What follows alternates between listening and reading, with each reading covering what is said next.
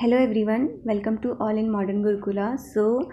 आज के इस वीडियो में हम लोग डिस्कस करेंगे आपका जो एमएनएस का 2022 का एग्ज़ाम का जो डिफ़िकल्टी लेवल इन्होंने इंक्रीज़ कर दिया है, इसके ऊपर हम लोग सारी चीज़ें डिस्कस करेंगे कि किस तरीके की चेंजेस आए हैं।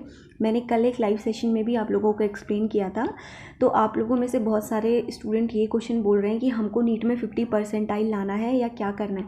तो इस चीज़ के ऊपर भी मैं आपको ऑफिशियली साइट पे दिखा के मैं आपका इस डाउट को क्लियर करूँगी। एंड जो लेवल है ऑब्वियसली ये बहुत ज़्यादा इंक्रीज़ कर दिया गया है। एंड बहुत सारे स्टूडेंट की एक क्वेरी आई है कि ये पैट क्या है, साइकोलॉजिकल असेसमेंट टेस्ट जो है आपका, क्या इसके भी मार्क्स काउंट होंगे, ये सब भी क्वेश्चंस पूछे जा रहे हैं।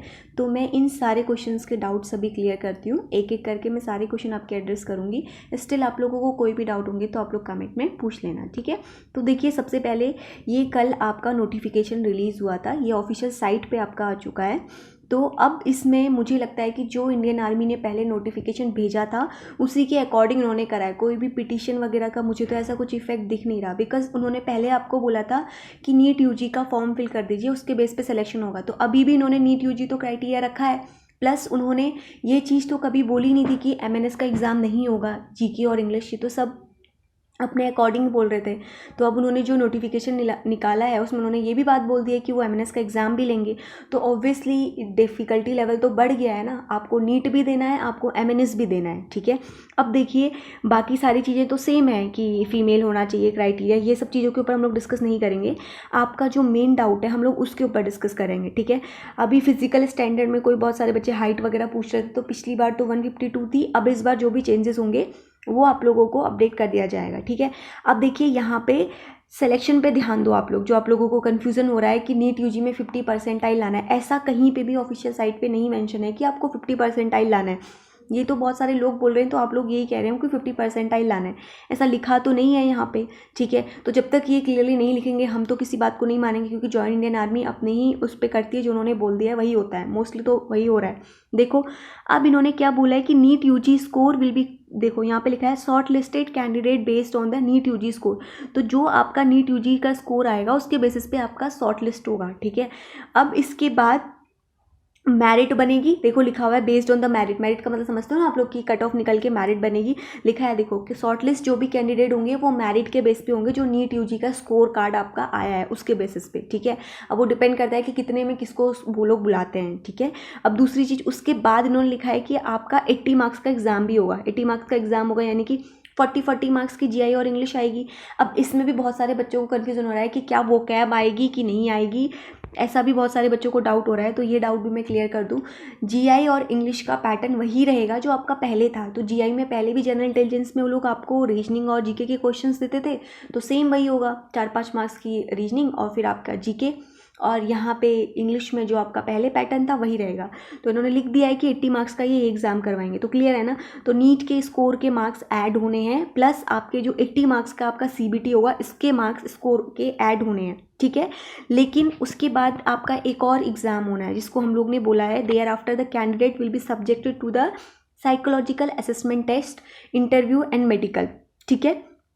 अब यहाँ पे ये नहीं बताया है कि साइकोलॉजिकल असेसमेंट टेस्ट कितने मार्क्स का है, कितने नंबर इसमें देंगे, क्या होगा। तो आप ये प्लीज़ इसको एसएसबी वाले से कंपैरिजन मत कर लीजिए। आप लोग बहुत सारे, मैं देख रही हूँ कि बहुत सारे लोग ये सोच रहे हैं कि ये एसएसबी वाला प्रोसीजर इन्होंने फॉलो कर दिया। नहीं, अभी तक इन्होंने ऐसा कुछ भी नहीं लिखा है कि आपका एसएसबी के बेसिस पे ये होगा। कि नॉर्मल साइकोलॉजिकल टेस्ट हो सकता है, इसमें इतना एसएसबी के प्रोसेस में घुसने की जरूरत नहीं है कि आप लोग वैट लगाने लग गए, जीडी प्रिपेयर करने लग गए। नहीं, ऐसा कुछ भी नहीं लिखा है इसमें सिर्फ लिखा है कि साइकोलॉजिकल असेसमेंट टेस्ट होगा। मे भी हो सकता है कि वो आपको बेसिक कुछ क्वेश्चन देंगे, उस पर आपको सॉल्व करने होते हैं। सिचुएशन बेस्ड क्वेश्चंस होते हैं, मतलब आप कैसे आप बिहेव कर रहे हैं, नॉर्मल, बस नॉर्मल, इसके लिए कुछ पढ़ने की ज़रूरत नहीं होती है, ठीक है। अब देखिए, अगर फॉर एग्जांपल मैं आपको एक एग्जांपल से समझाऊं, आप इंटरव्यू वेन्यू पे गए और आप अपने डॉक्यूमेंट भूल गए, ठीक है। तो अब इस सिचुएशन में आप क्या करेंगे, ठीक है। अब यहाँ पे हर एक पर्सन के अपने अपने ओपिनियन होंगे, तो वही होता है आपका नॉर्मली साइकोलॉजिकल असेसमेंट टेस्ट, ठीक है। जिस मैंने आपको एक एग्जांपल समझाया कि इसी तरीके से होता है। तो इसके लिए अलग से कुछ पढ़ाई करने की ज़रूरत नहीं पड़ती है।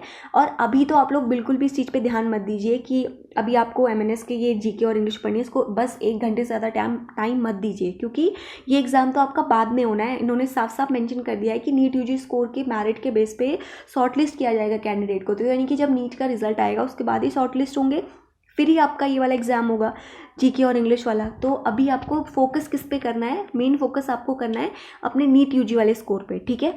उसके बाद आपका फाइनल सिलेक्शन देखो, फाइनल सिलेक्शन देखो यहाँ पे साफ लिख दिया है, final selection will be based on, देखो साइकोलॉजिकल असेसमेंट टेस्ट के मार्क्स काउंट नहीं होने हैं, यहाँ पे इन्होंने साफ साफ लिखा हुआ है। ये जस्ट आपका साइकोलॉजी चेक करने के लिए होता है और बहुत बेसिक एग्जाम होता है, ठीक है। इसके लिए कुछ प्रिपरेशन करने की जरूरत नहीं पड़ती है। कंबाइन यूजी के स्कोर जो आपका 2022 में आना है, प्लस आपका CBT एंड इंटरव्यू, देखो साफ मेंशन कर दिया है 3 चीज़ें आपकी ऐड होंगी। फर्स्ट चीज़ आपका ऐड होगा नीट यूजी का स्कोर, तो आपको अभी फोकस इस पर करना चाहिए ना। तो यहाँ पे तो ऐसा लिखा ही नहीं है कि 50% आपको नीट यूजी में लाना है, सिर्फ क्वालिफाई करना है। उन्होंने सिर्फ ये बोला है कि इसके मार्क्स भी ऐड होंगे, ठीक है। दूसरी चीज़ CBT का मतलब समझ लो ना आप लोग, कंप्यूटर बेस्ड टेस्ट जो बाद में होगा। थर्ड आपके इंटरव्यू के मार्क्स ऐड होंगे। ऐसा भी नहीं लिखा है कि साइकोलॉजिकल असेसमेंट टेस्ट के मार्क्स ऐड होंगे। तो जब तक साइट पे नोटिफिकेशन में नहीं लिखा है कि साइकोलॉजिकल असेसमेंट टेस्ट के मार्क्स ऐड होंगे, आप में से बहुत सारे बच्चे सारी पढ़ाई छोड़ के साइकोलॉजिकल असेसमेंट टेस्ट पढ़ने बैठ गए होंगे कि ये नया क्या ऐड हो गया। नहीं, बिल्कुल नहीं, अभी इस चीज़ पर ध्यान ही नहीं देना है। अभी आपको ध्यान देना है अपने नीट यूजी पे, क्योंकि मेन उसके भी उसी के बेसिस पे तो आपकी मेरिट बननी है। देखो लिखा है कंबाइंड मेरिट, और जो फाइनल मेरिट बननी है वो तीनों के मार्क्स ऐड होने हैं, नीट यूजी के, CBT के और इंटरव्यू के, देन जाके आपकी फाइनल मेरिट लिस्ट बननी है। तो ऑब्वियसली जो एग्ज़ाम का लेवल है वो बहुत ज़्यादा हाई कर दिया है, ठीक है। पहले तो नहीं था ये सब, तो अब आपको मैंने साइट पे भी दिखा दिया है। मैं फिर से आपको लिख दे रही हूँ, नीट यूजी स्कोर पहला चीज़ आपका ये ऐड होना है। सेकेंड, इसके बाद आपके CBT के मार्क्स ऐड होने हैं, तो यानी कि जीके इंग्लिश जो आपने पढ़ी है वो वेस्ट नहीं जाना है। थर्ड, आपके इंटरव्यू के मार्क्स ऐड होने हैं। तो यहाँ पे क्लियरली हो गया है कि क्या क्या चीज़ें ऐड होनी है। तो 3 चीज़ें आपकी ऐड होनी है। यहाँ पे आपका पैट नहीं ऐड होना है, बिकॉज पैट आपका एक साइकोलॉजी नॉर्मल बस चेक करने के लिए एग्जाम होता है। तो आप यहाँ पे बैठ के SSB की प्रिपरेशन करने मत लग जाना। फिलहाल आप लोग जिसको ध्यान देना है, आपको ध्यान देना है नीट यूजी पे, हमको अच्छे से अच्छा स्कोर करना है, ठीक है।